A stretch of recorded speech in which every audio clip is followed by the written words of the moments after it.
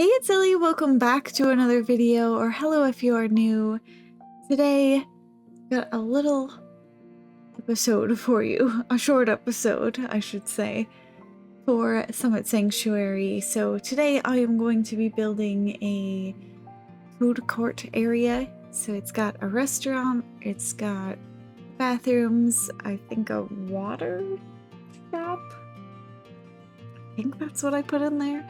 And then it's also got two other food stalls. It's hot dogs and pizza, if I'm remembering correctly. So yeah, just a quick little guest rest stop here. And I tried to do something different in this area. So I was feeling a little bit stagnant, to be honest, with the constant white and the kind of style that I was going for. I knew I could expand it just a little bit, so that's what I did in this food court area, and then I was able to bring some of these elements through the rest of the park as well, so that they don't look too out of place.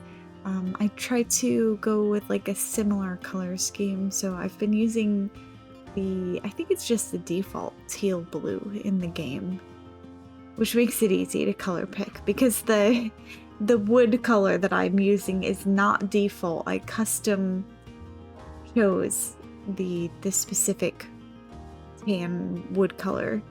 I don't remember why. I think I did it to match something. I might have even done it to match these Australian wall pieces because I really like them. I feel like they're one of my favorite pieces in the game. And they match a lot of styles somehow. Just the wall pieces though, the furniture and all the decorative pieces that came with the Australian pack are very, very specific with the like rust and the metal workings. Like there's a giant kangaroo that's made of like gears and twisted metal and stuff, and they're cool pieces, but they're just very specific to a kind of style that I'm not going for in the zoo. But the wall pieces are fantastic and they always match, I feel like, whatever I'm doing. So, oh, you'll notice here, you've already seen this, what I ended up doing with this wall, because I would have shown it in the previous video when I was building this area, but I don't know, I just found this billboard and I was like, oh, this is what I need in the Nile monitor's habitat, because I hated this white wall, but I didn't know what to do to make it feel more lively, or like it just felt too like clean, I guess, for this habitat with all the stone structures and the plants that I have in this water area. So I ended up putting this billboard thing down. I forget what it's called in game, but anyway, and it looks fantastic. Just hold the whole area together in a way that I was very happy with. But back to the food court. So yeah, as I said, I was trying to bring in some new stylistic choices that I could match well enough with the rest of the zoo and also carry through. And so I chose this lighter green. It's like a mint green almost. And I thought that looked nice and it would like complement the teal blue that I was going for in most of the other builds that I had done. Whenever I was introducing color, I was typically using a teal blue, though I did have I think some dark blue in the flamingo habitat. But yeah, and then I wanted to bring in some other brick and make some cool windows. I did have a reference for this building. I'll put it up on screen in my edit. Hopefully I'll remember. I should remember though, because I usually listen to these back, and so I will put my reference up on screen and you can see what I was sort of going for overall.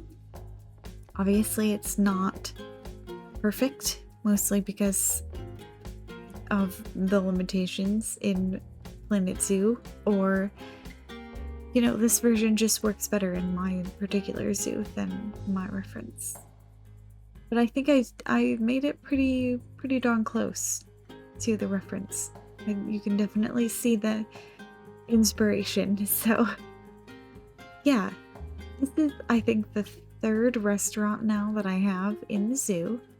And I ended up making a fourth at the golf course. I've been talking for a while. I wasn't sure if I was gonna make a fourth restaurant in the golf course clubhouse, but I ended up deciding to put the restaurant in just because the tables are so nice, and so hopefully that all works out. That's been a tricky build so far because I want it to be a 2-story building and want the guests to actually be up on the 2nd story. And originally I was thinking it would be nice if the guests would actually walk up a stairwell to the restaurant on the 2nd story and then kind of disappear and be seated, but in the end it just seemed too complicated. I don't know. I was struggling because I also have the guest gate there to go into the golf course. And just the pathing, it was really starting to irritate me after a little while. I was getting frustrated because I couldn't get my circular staircase to be like even enough or symmetrical enough. You know, it just had some funky angles and I wasn't liking the way it turned out, especially trying to weave the guest habitat path to the main path, because I want the guests to flow properly in the building. And if you only have like a teeny tiny path through the building and it takes a very like twisty route, it looks really dumb when you cover up the path and you don't know why the guests are walking in such a way. In conclusion, I scrapped that idea and I just made the restaurant on the same, just on the ground level, and then they will teleport up to the 2nd story and sit at the restaurant tables. Very much so like what is going to happen in the food court, though I did a better job with the food court. So there are actually picnic benches on this upper area that I'm building right now, and I had to put the restaurant booths in a very specific way so that they would all connect to the restaurant, because otherwise it's just a little too far from the restaurant to actually fully connect, and I wanted to make sure that guests could actually sit there and you would like see guests from the floor as you're walking around the zoo and taking a tour, right? So we did manage to eventually, not right now, but eventually I got a path up to that area as well where all the restaurant booths are, and put some picnic benches up there. So I'm not entirely sure. I'm hopeful the guests will actually walk up there. We shall see with most of the builds that I end up doing in this zoo. It's always a gamble if the guests will, you know, actually route to the places that you want them to go.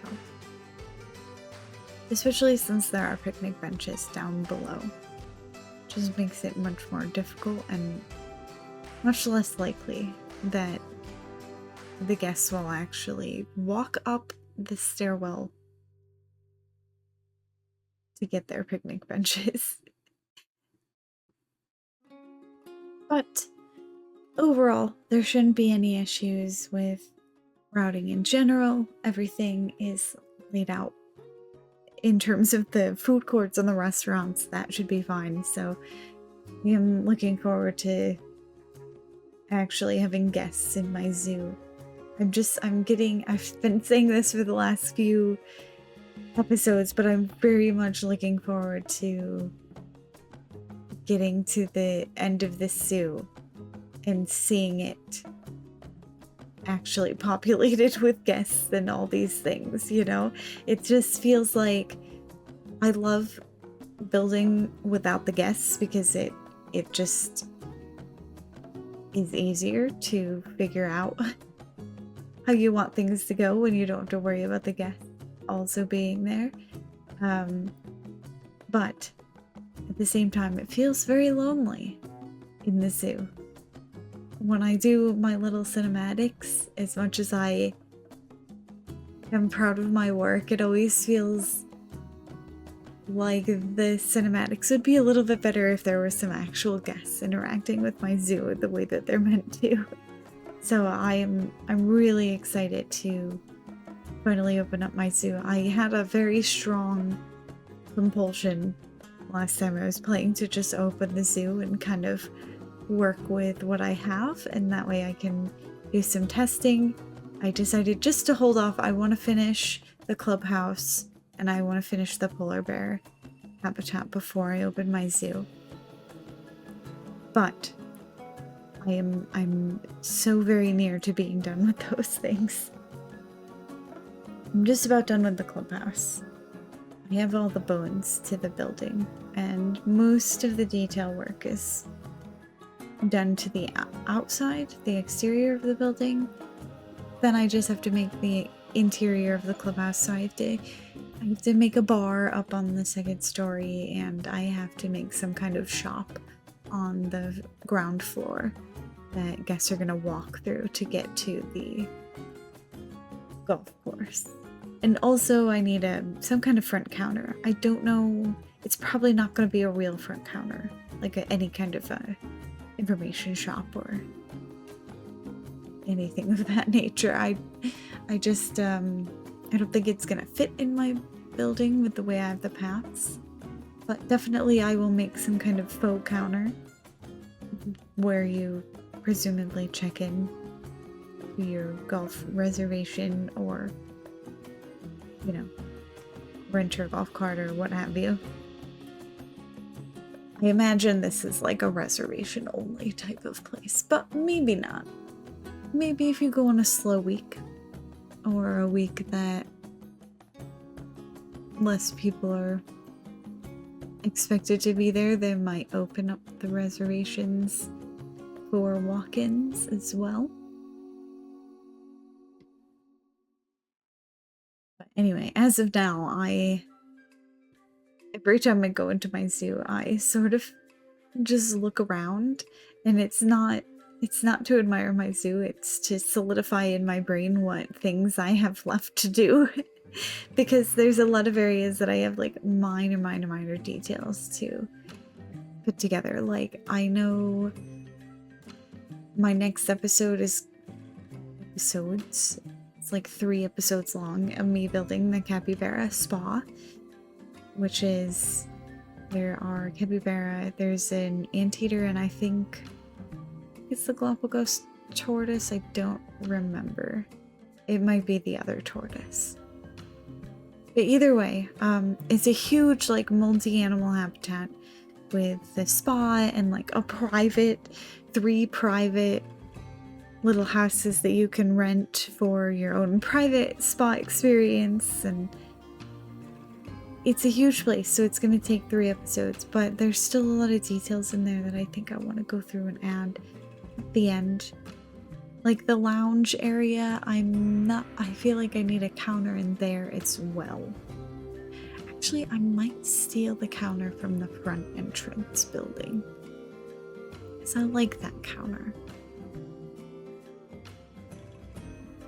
Yeah, I think I'm gonna do that.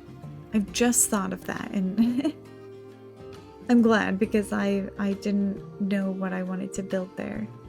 But as I said, I just feel like there's some things I'm missing. I mentioned already the bungalows. I need to add some details. And then all of the signs we have to add.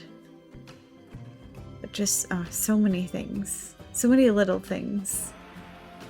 But as I go through, every time I find something new where I'm like, oh, that looks bad. Or I just sort of left that area. Like, actually in this build, I think this space next to the stairwell that is like sort of walled up on the, if you're facing the stairwell, it would be on the left side, right? There's no, I didn't cover the middle of this area. So it's just walls with a giant hole in the center right next to a stairwell, which would be a terrible idea. So dangerous. And I've just left it open, and so when I was kind of walking through my zoo the other day, I noticed that. And I had to add it to my list of things to do before I upload my zoo or finish it or make any of my tour videos, because I know people probably wouldn't notice it, but I would notice it, you know? And I don't want to have my zoo have little things like that where you're like, oh, whoops, they forgot that. I want it to be amazing, that you would never even think that I made a mistake, even though surely I did in many places. But I don't want it to look like I did. I don't want anyone to be able to see the mistakes. That's the whole point, right? So yeah, that's where we're at right now. Slowly making my way through this zoo. Just 2 habitats and counting. And then lots of detail work, which I'm not sure if I'm going to film the detail work yet. I have not decided. That brings us to the end of the video, so if you like the video, please make sure to give it a like, subscribe to my channel if you'd like to see more content from me. I post the videos for Planet Zoo every Tuesday and Saturday.